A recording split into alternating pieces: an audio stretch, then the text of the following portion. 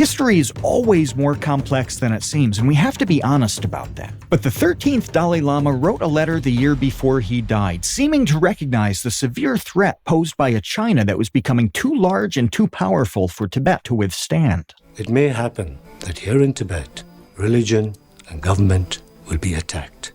The monasteries will be looted and destroyed, and the monks and nuns killed or chased away. We will become like slaves to our conquerors and made to wander helplessly like beggars.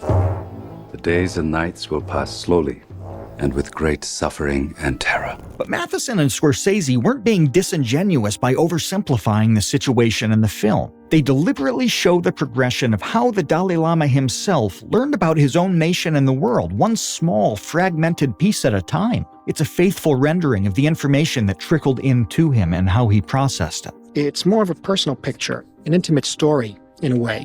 The boy had to piece it together behind the Potala walls. He couldn't go out. His whole vision of the world had to happen within his own room. And finally, it all had to happen within his own mind. The burden with which Tenzin Gyatso was charged is one of the most unique in human history. There have been child leaders thrust into responsibility well beyond their years, but no one has ever carried the spiritual weight of a nation along with that country's administration in the wake of mankind's most terrible war from the perspective of a nation centuries behind economically and culturally as technology, communication, and every facet of life raced forward around them. Scorsese captured that maelstrom perfectly. You will soon have great responsibilities.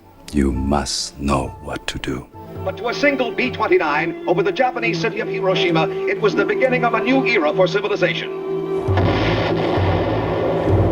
8:15 in the morning found a 400-pound bomb with a destructive force of 20,000 tons of TNT mushrooming up over the stunned enemy city. To the frightened inhabitants, the end of the world had come. The Dalai Lama was only in his teens, and it was already a completely different world than he was born into. The communists rolled in, and the Dalai Lama pleaded to the international community for help. Asking for military intervention in the post-World War II era was seriously unfortunate timing, and none came.